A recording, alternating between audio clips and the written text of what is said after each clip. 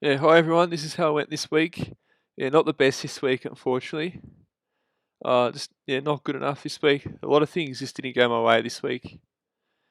Yeah, just didn't go my way. It dropped down the rankings, dropped 540 spots, which is not good considering I was aiming for top 5,000, and I was heading in that direction. It looked like I could make it, but now I can kiss that goodbye unless something miracle happens in the next couple of weeks, which isn't going to happen. Only ranked in the top 30,000 this week for the round rank, which isn't the worst. Like I've done a lot worse before, but with the side that I have, I should doing a bit better.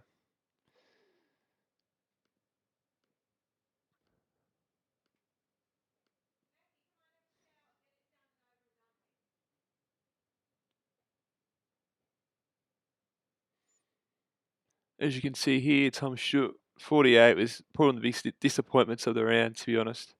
Well below his average for the season.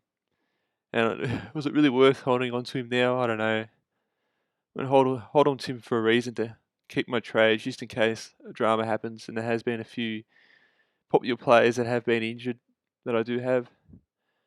There is one player we'll be trading at this week, which we'll talk about in a minute. Anyway, Jordan Dawson here, 108. Just your standard score. Okay from him. A lot better than Stewart, that's for sure. And Bailey Dale, another disappointing score. Yeah, I thought Dale was consistent. He has been for the most part this season, but this game again, just his worst score of the season. Didn't even score a 70. It's just another disappointing score from a defender. And he's a pod too, so not many people have him. Same with Tom Stewart too. He's a pod. Not everyone has him. It's kind of a luxury to have him, but not this week. So I was hoping to gain an advantage with Stewart and Dale, or at least with Stewart, and it just hasn't worked out for this round particularly. And it's just, at least score 100 Stewart, but you couldn't even get not even a 50, and that's what really killed me this round. I mean, players that are pods or aren't really that owned by a majority of people you know, just go down the drain, just shit the bed. Sam Doherty, sort of a saviour. I think the Sunday matches I did a bit better. Sort of saved this round, to be honest. It was looking a lot worse at one point. 124 was a pretty disappointing game from Carlton, particularly for the first three quarters. It was shocking, but they did better in the last. But ultimately, Brisbane were just too good.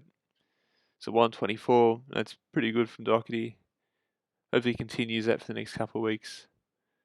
It's a little inconsistent, I'd say, the last second half of the season, though. Let's hopefully just finish strong, for my sake anyway, for the next couple of weeks. Jaden Short, 77. Yeah, disappointing. He's look. If you got rid of him a few weeks ago and you had a trade to do so, you'd be probably glad. It hasn't been extremely bad, but for a premium player, how much you paid for him at the start of the season. I think he was even higher at one point. You want a bit more. I was never 100% sold on Short. He has these good preseason games. It doesn't really do it that much when it really matters. So I probably won't start him next year, to be honest. Probably not, unless there's a lot of drama in defence at the start of next season. He might even be a midfielder. Might be a defensive next year. I'm not too sure. And Jack Cresp finally gets above 100 for the first time in a while. We're seeing 100 next to his name, so that's good. Glad I didn't trade him out for this round. Keep my faith, but I'm still not confident. Let's hope he just at least get above 100 the next couple of weeks. And I was going to trade him, and now I've got no cover because he's injured. I was going to trade him this week and take a risk at bringing it's like a Sicily or who else was another one, or Sinclair, but probably can't do that now, which I'll explain why in a minute. Rory Laird, yeah, look, he's been probably the reason why I've been able to go up the ranks a fair bit this season. 145 is pretty good for a captain score. I thought he was going to score a bit more, to be honest. I thought he would score over 150 considering how well he was playing. the main reason why Adelaide won. But yeah, 145 is great. But some people took Oliver as a VC option. He lost 7 points there. It's not really a big deal, but I was hoping he would go a bit more. He's dropped off a little bit. I think in the last quarter. Did he score only 20, 30 points? Can't quite remember. But he was good for the majority of the game. So look, I take a 145 any day of the week for a captain, really. Miller, 98. Yeah, disappointing for Miller, considering he's performed well like the last few weeks. Didn't even score 100. It's a bit annoying for people like me at a VC option, but look, I'm sure everyone has him now, so it's not a big deal. Same with Oliver, 152. He's probably been the best player this season, although Leeds actually has a high average, which says a lot about why he wasn't picked number one at the start of the season. It was kind of strange. He was most popular player last year, or one of, and now he's no one barely had him at the start of the season, and people like me picked him up later, I think midway during the season, and it's probably saved my season, to be honest, because I was tracking pretty poorly at a few points, particularly at the start. Picking him up has definitely helped me.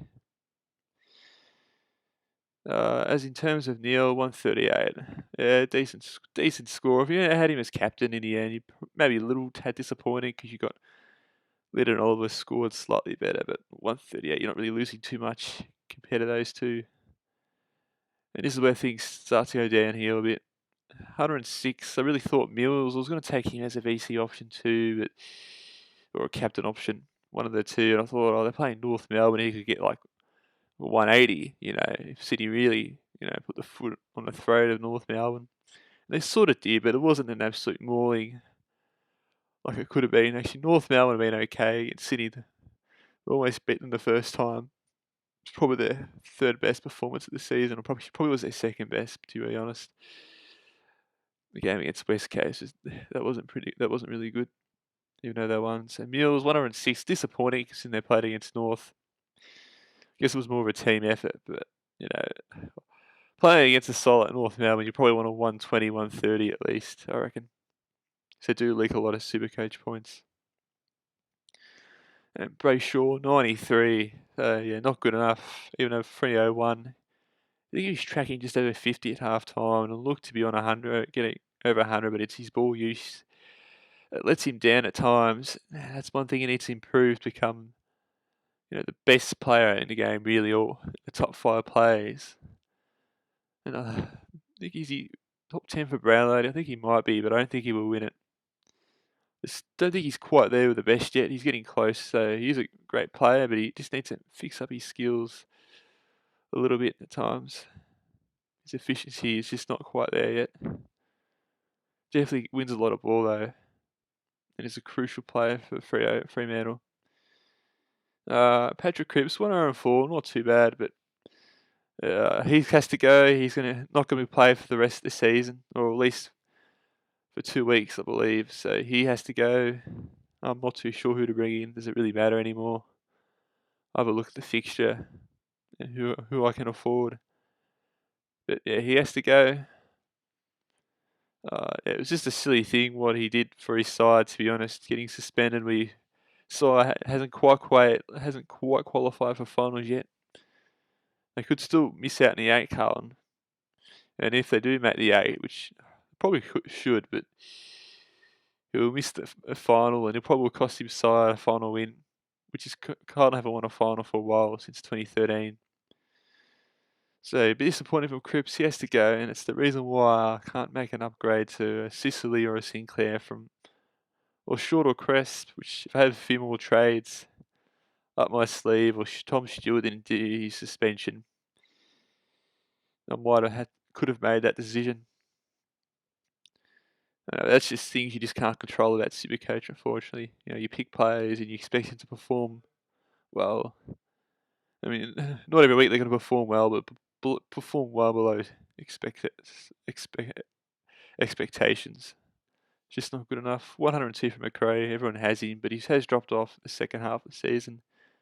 He's only at 544,000. One stage was 650, which is a huge drop-off. He was one of the better players for the first couple of months of the season, I should say.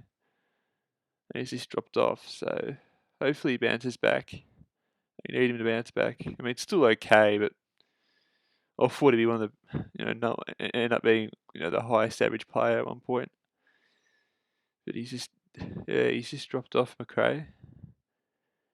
And in terms of emergencies, Clark didn't play, but Owens and Rioli produced all right scores. Though I'm more confident in Owens as he's a bit more consistent than Rioli. Rioli can get like an 8, and he can get like a 60. So it has a high variation, and it's not quite. You don't really want that, particularly as a emergency. You want someone who can guarantee at least a minimum of 40, 50. So it looks 65 be okay if it is an emergency. And a few people might need him this week because Cripps, who was a highly owned player, and some people might have a donut for the next couple of weeks now. Some people have used up all their trades, so he has to go, Cripps. And now onto the rucks. And we've got Sean Darcy, 59. Yeah, not good enough. Very disappointed with Darcy. Fremantle won. They play Bulldogs against English. It's tough against the Bulldogs. So not good enough for his price. Fortunately, he's been a bit disappointing this season. I think he's only had one massive score, the week that I didn't own him. But other than that, he's only had a few decent scores. Otherwise, just has been pretty mediocre from Darcy. And I get it's tough, being a ruckman that gets injured a lot. So just trying to recover.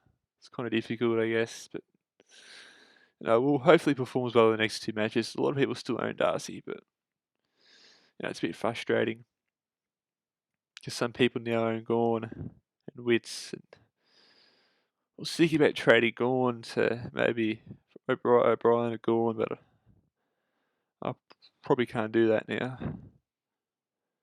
O'Brien, 110, a lot better this week. Sort of saving him around a bit. I'm thinking, if O'Brien performs a bad game or if Adelaide perform poorly, I'm just totally screwed. But that match saved my round. 110 is okay. I think Witt's got 132, which is another reason why a lot of people did better than me this round too, because I don't own Wits. So if you own like a Wits and a Gawn, you'd be quite a fair bit ahead of me. But O'Brien, 110, that's so good. That's okay. If you can get at least 100 in both matches, that'd be great for the next coming weeks. An emergency, Brian Tickle 73 actually outscored Sean Darcy, which is kind of interesting. He got outscored by a rookie.